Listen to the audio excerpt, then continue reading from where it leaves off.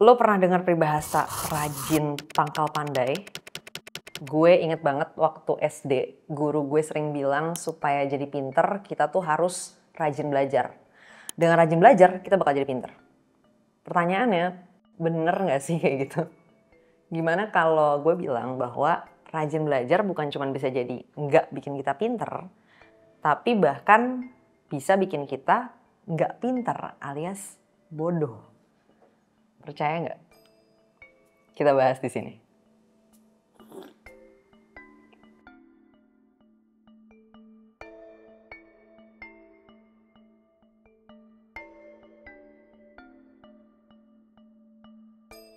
Coba ya, sebelum kita bahas rajin belajar, kita bahas belajar dulu deh.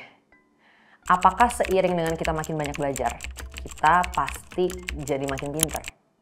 Jawabannya belum tentu. Karena nggak semua cara belajar itu efektif nganterin kita ke tujuan belajarnya. Jadi makin banyak belajar nggak selalu bikin kita jadi makin pinter atau makin menguasai apa yang kita pelajarin.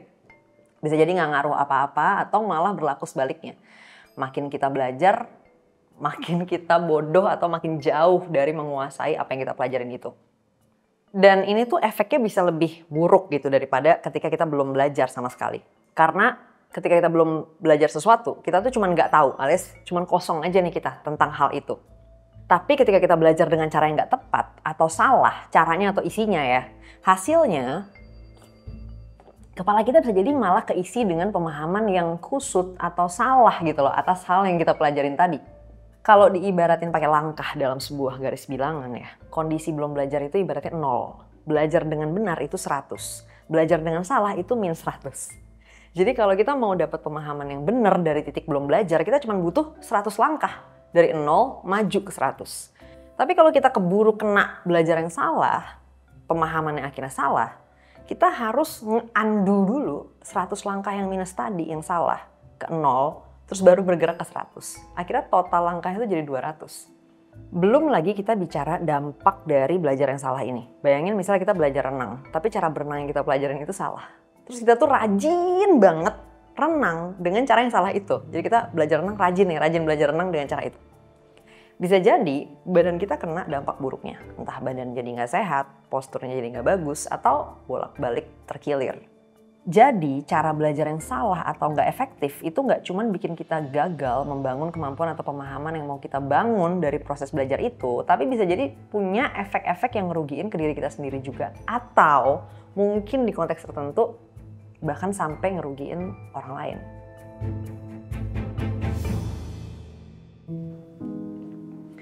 Terus belajar yang benar atau efektif tuh gimana ya? Menurut gue ini tuh sangat ditentukan oleh 3 hal. Pertama, kapasitas belajarnya fit sama kebutuhan belajarnya. Kedua, bahan belajarnya atau isi ilmunya itu benar.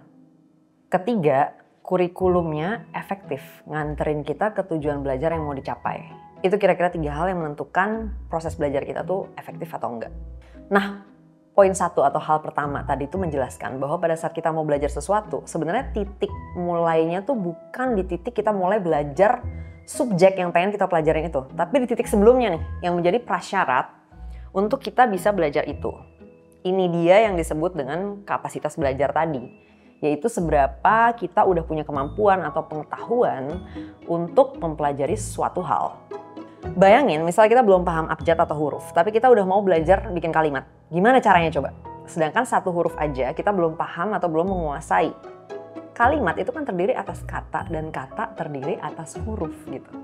Jadi artinya apa? Kita perlu paham huruf untuk bisa menyusun kata dan paham kata untuk bisa menyusun kalimat. Atau contoh lainnya, kita mau belajar mainin satu lagu di sebuah alat musik, tapi satu not pun kita belum tahu. Gimana caranya kita bisa mainin satu lagu? Ya nggak sih? Artinya belajar mainin satu lagu tuh dimulai dari belajar satu not. Nah, secara umum, untuk semua hal yang mau kita pelajari, semua bidang apapun itu, semua skill teknis apapun itu selalu ada prasyaratnya gitu untuk kapasitas yang dibutuhin untuk kita bisa belajar itu. Nah, ada semacam daftar gitu ya kemampuan atau pengetahuan dasar banget yang jadi prasyarat universal untuk kita belajar bidang-bidang spesifik atau teknis apapun. Gue biasanya nyebut ini the fundamentals atau fundamentals. Ngomong-ngomong soal si fundamentals ini, gue kan lumayan sering ya diminta ngisi training karyawan gitu. Dan kadang topik yang di request tuh sebenarnya spesifik atau teknis. Misalnya kayak manajemen media sosial, copywriting, atau marketing communication, kayak gitu-gitu. Tapi akhirnya pas gue mulai sesinya, gue kasih beberapa contoh masalah. Di situ kelihatan bahwa sebenarnya yang menghambat kebanyakan orang untuk menguasai bidang-bidang tadi itu bukan soal bidang itunya gitu. Bukan langsung ke skill spesifik atau teknisnya tadi, tapi di skill dasarnya atau fundamentalnya. Kayak logika, kemampuan identifikasi masalah, kemampuan memahami suatu informasi itu relevan atau enggak, dan seterusnya. Lo mau belajar skill di bidang apapun, kemampuan berpikir dasar ini tuh lo butuhin. Karena proses belajar itu kan basically masukin input ke dalam otak yang kemudian kita olah kan jadi skills atau mastery gitu atau penguasaan atas suatu bidang.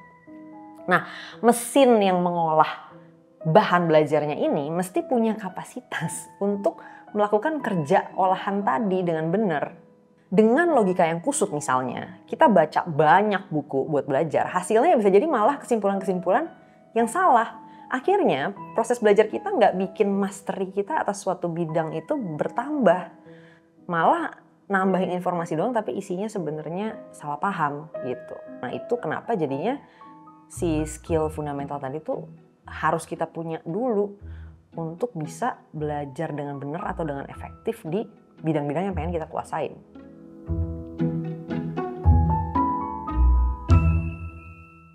Nah mungkin dalam perjalanan belajar lo sekarang, lo lagi pengen bisa ini itu. Mungkin lo pengen bisa nge-shoot atau ngedit video sejago Agung Hapsah. Atau bikin racikan cerita dan visual sebagus Ferry Irwandi. Atau nulis seefektif tulisan-tulisannya Dea Anugrah. Dan ketika lo pengen bisa belajar dan menguasai macam-macam skill set tadi, gue mau tekenin di sini bahwa lo mesti kuatin dulu fondasinya. Dimana salah satu komponennya ya kemampuan atau skill berpikir dasar tadi. Di channel ini gue udah beberapa kali ya bikin konten yang isinya tuh buat ngelatih si kemampuan berpikir dasar itu. Misalnya kayak memisahkan informasi mana yang kategorinya apa, cara nilainya gimana, terus menguji kebenaran suatu klaim gimana, terus menarik kesimpulan yang benar dari informasi-informasi yang dikasih gimana. Tapi kalau lo mau experience belajar itu yang ada unsur seru-seruannya gitu ya, heboh-hebohannya, lo bisa ikutan acara offline-nya Malaka Project yang terdekat ini nih. Di tanggal 29 September kita kasih tajuknya di situ Malaka Project Short Course. Konsepnya kita bakal simulasiin perjalanan belajar efektif yang dari tadi gue bahas di sini. Mulai dari ngebangun kemampuan berpikir dasar bareng gue sendiri, kemudian nanti diterapin tuh ke proses belajar ngebangun skill teknis. Sama Agung Hapsah, jadi dia bakal cerita gimana dia ngebangun mastery gitu ya di bidang dia.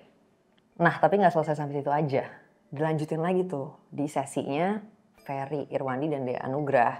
Dimana mereka bakal cerita gimana ngekonversi hasil skill yang udah dibangun tadi sampai jadi income juga gitu. Sampai jadi kontribusi yang akhirnya bisa memberikan lu sumber pendapatan yang oke. Di semua bahan yang kita bawain di acara ini, kita bakal masukin studi kasus berdasarkan pengalaman-pengalaman personal kita.